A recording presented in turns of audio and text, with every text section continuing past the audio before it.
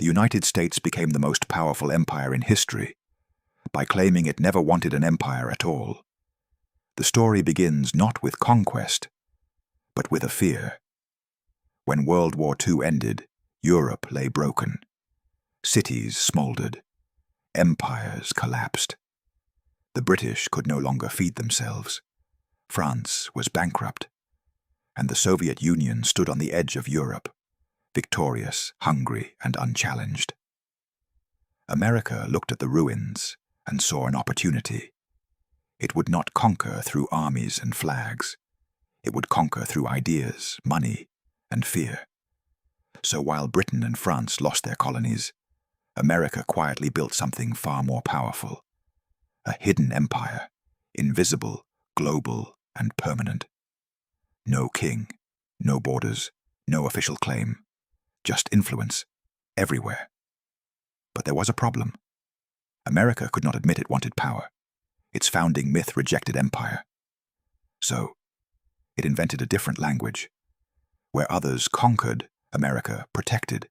Where others invaded, America intervened. Where others ruled, America advised.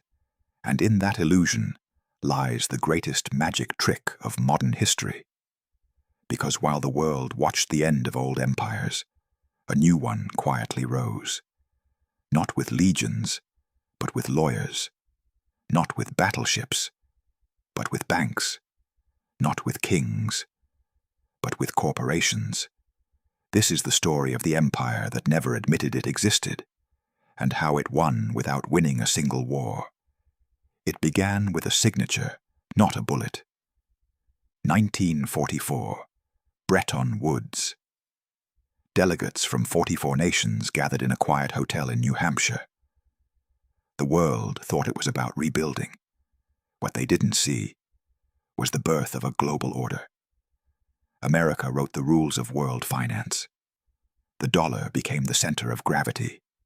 Nations would borrow. America would lend. Debt would become a chain, soft at first, then unbreakable. This is how empires are built now, not through conquest, but through dependence. And every nation that signed that treaty signed something else. A quiet promise that the United States would sit at the center of the world. With loans came loyalty. With loyalty came control. Soon, weapons were no longer needed. Countries bent on their own. The next phase was even quieter. A new army emerged. Not soldiers, but agents. They wore suits instead of uniforms. They fought wars that were never declared. They toppled governments without stepping on their soil. Their victories were never announced. But the world felt their footsteps. Their battlefield was not land, but influence. Iran, 1953. Mossadegh tried to take back his nation's oil. The CIA removed him in 3 days. Guatemala, 1954. A president threatened U.S. fruit companies. He was gone in weeks. Congo, 1961. Patrice Lumumba dreamed of an independent Africa. He never saw the morning. No armies marched. No borders changed. But power shifted, quietly, ruthlessly, permanently. Each operation carried the same message. Obey or disappear. The world understood. The United States had learned a lesson older than Rome. Why rule openly when you can rule secretly? Why raise a flag when others will raise it for you? By the 1970s, America had found a new weapon: oil. One king, one deal, one signature. The petrodollar was born. Saudi Arabia agreed to sell oil only in US dollars. In return, America guaranteed its survival. Every country that needed oil, which meant every country on Earth, now needed US dollars first. This was conquest through necessity. Nations didn't submit because they were weak. They submitted because they had no choice. Rome demanded tribute. America demanded currency. But it came with a cost, because every empire breeds resistance. And in the deserts of the Middle East, a storm was building. Across the world, people wondered, How had America become so powerful without conquering anything? No one asked the better question. What if conquest was never the plan? What if control was enough? An empire that never calls itself one can never fall, because no one can say when it ends. This is the war that never was, the hidden story of how America conquered the world without fighting for it. But invisible empires carry invisible enemies. In the shadows grew forces determined to break the dollar, challenge American power, and rewrite the map once again. The secret conflict was only beginning. To keep its empire alive, America needed enemies. So when none existed, it created them. The Cold War did not begin with tanks. It began with fear.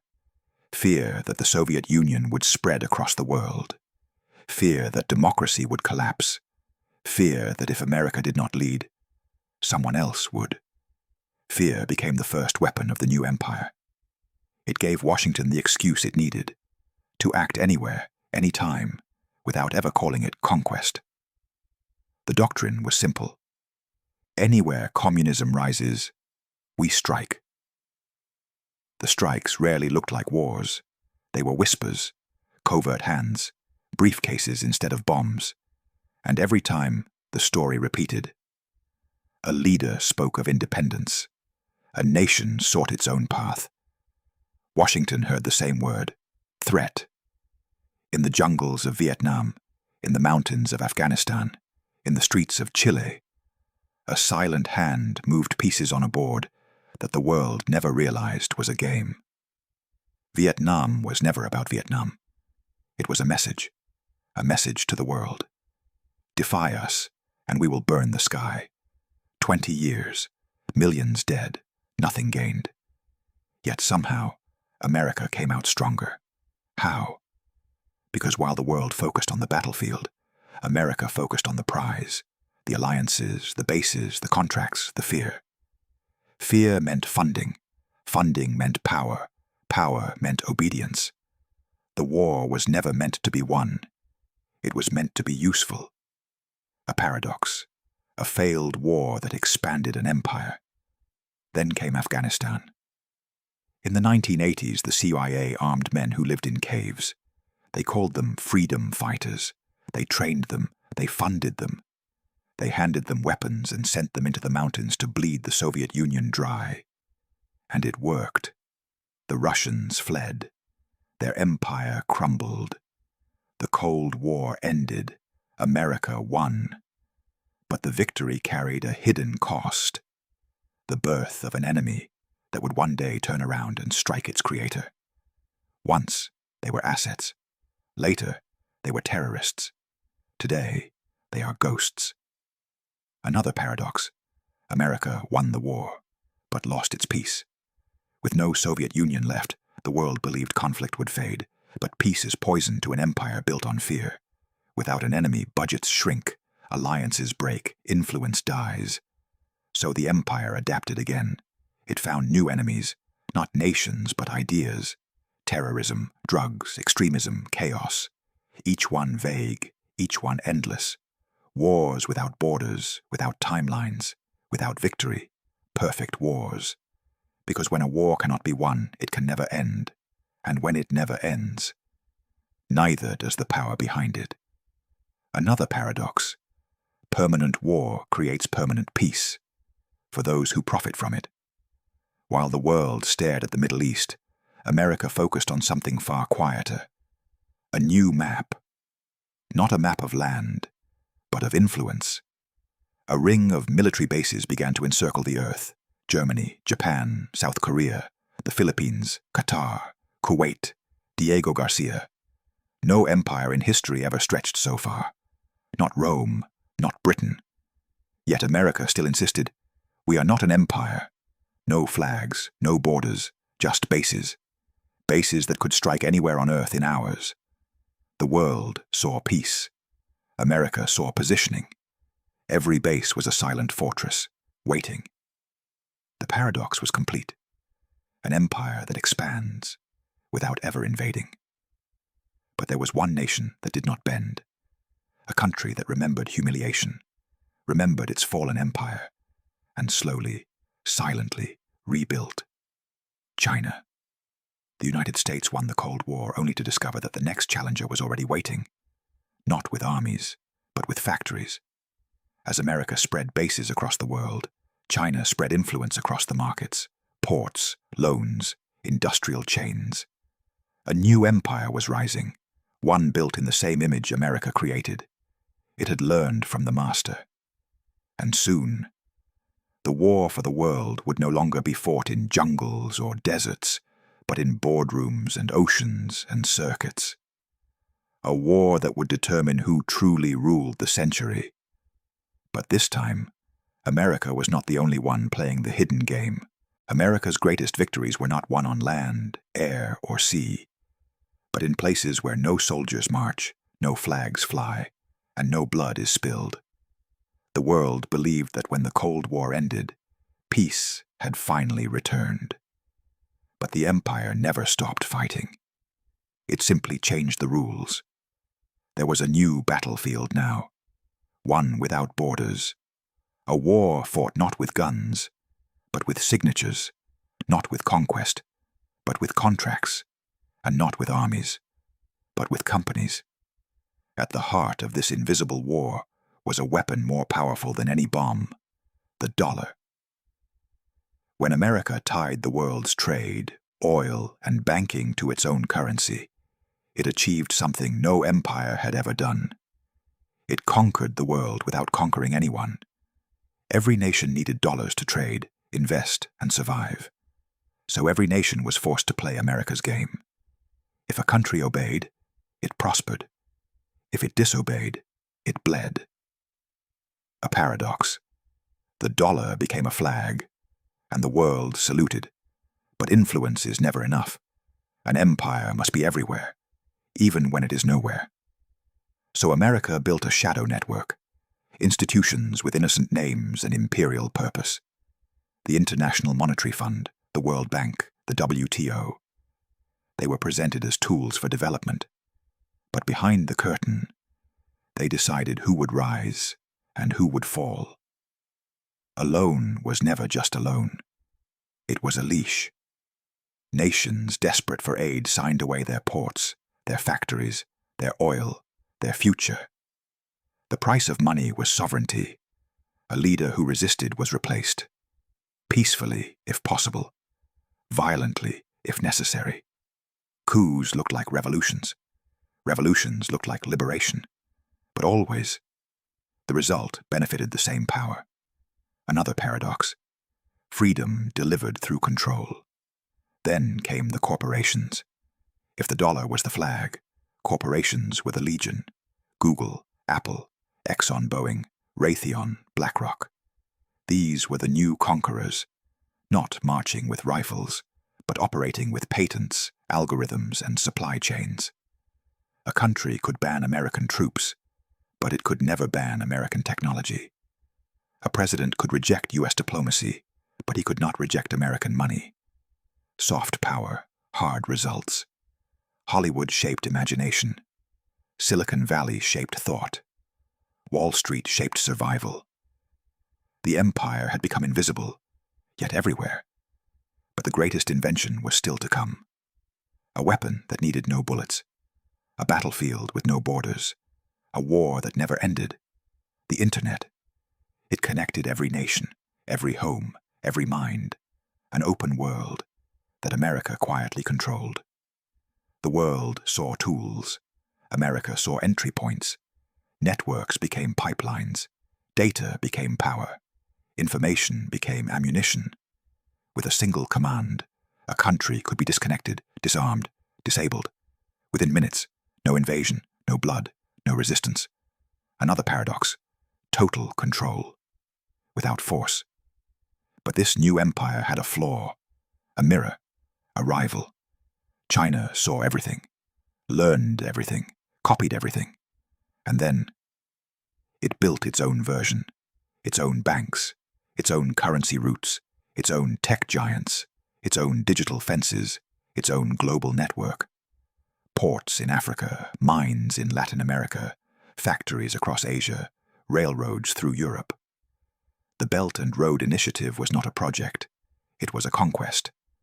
A new empire, born without a single battle. Nations that once bowed to Washington now turned east, drawn by loans with fewer strings and promises with softer chains. The war had shifted again. No longer guns versus guns, but money versus money, silicon versus silicon, trade versus trade.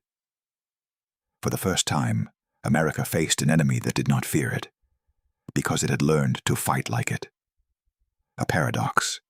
The master created the student, and the student became the threat. And beneath this global struggle lay one final battleground, the one nobody talks about. A front where borders mean nothing, and victory belongs to whoever controls the silence. Cyber. Here, wars are invisible. No smoke, no rubble, only darkness. Power grids shut down, banks frozen, airports blinded, battleships rendered deaf. A single virus could cripple an entire nation, and no one would know who attacked. In the old world, war was declared. In the new world, war is denied. A paradox. The most dangerous war is the one that never appears to have begun. And as both empires, America and China, fight across this unseen front, the world inches closer to a conflict that has no rules and no end. Because this is a war that cannot be won, only survived. The year was 1916, and Europe, unaware, trembled under a darkness older than their own nations.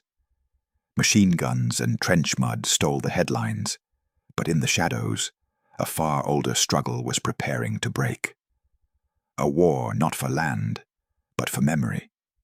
Because Rome, as the world still believed, had died long ago.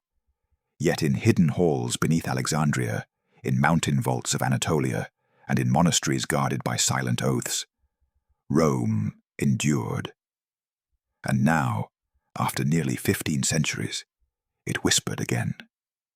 When Lawrence Morgan unsealed the fragment from Constantinople, he unknowingly rewrote the world.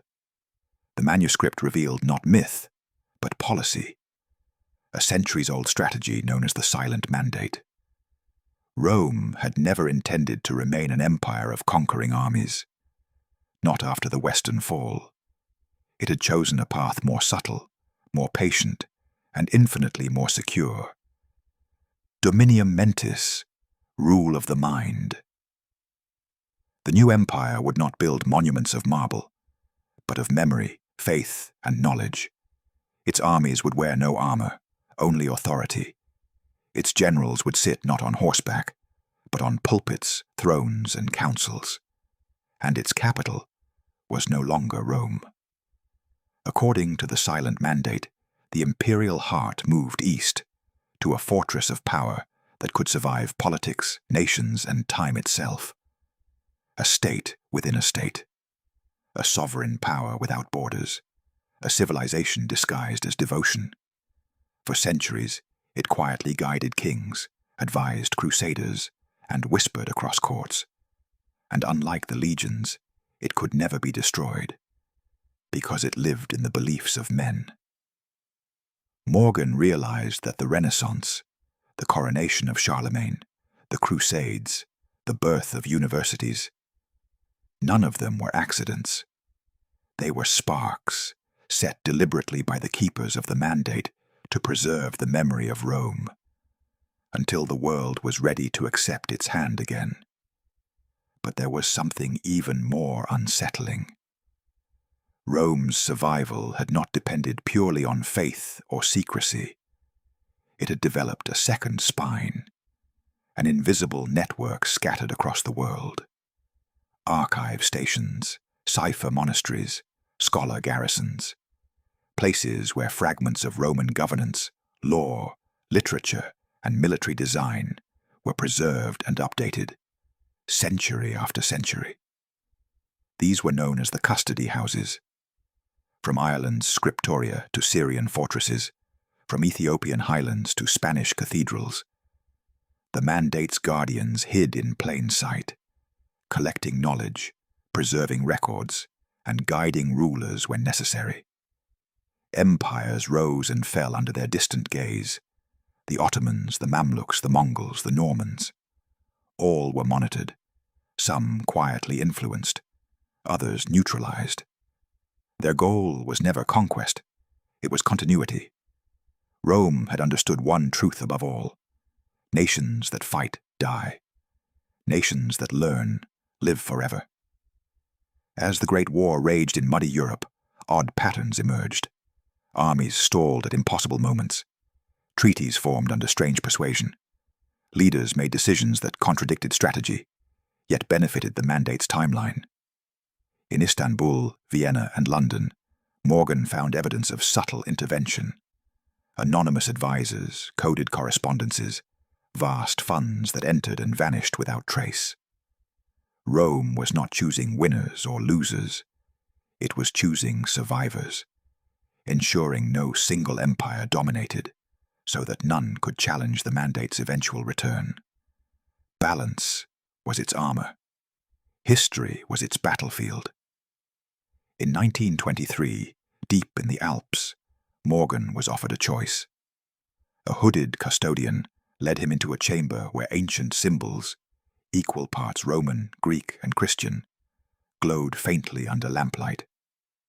He was shown the registry, a living document updated for 1,400 years, listing countless families groomed for the mandate's service: scholars, bankers, diplomats, princes, popes. Some names would shake the modern world. The custodian spoke calmly.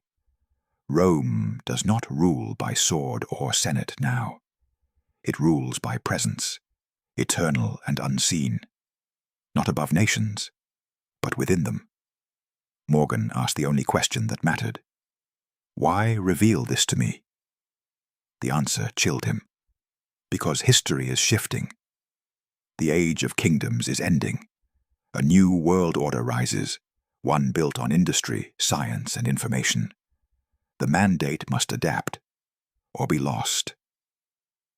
The keepers needed new minds, modern strategists who could guide Rome's legacy into the age of machines and radio. Before Morgan could decide, another revelation struck. There were two mandates now. One clung to the old ways: secrecy, silence, subtlety.